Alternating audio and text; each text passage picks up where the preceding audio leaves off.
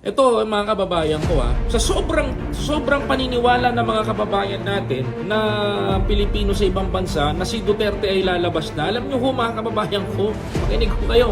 Araw-araw ho silang nagtutungo sa ICC.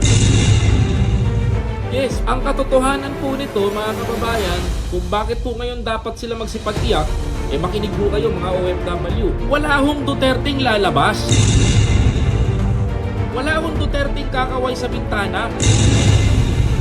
Wala akong Duterteng lalabas sa selda. Kahit na magdaos pa po ng birthday si Sara Duterte dyan, wala akong lalabas na Duterte. Aminin ho natin to sa mga kababayan natin Pilipino. Huwag ho kayong magpabudol. Huwag ho kayong magpaloko.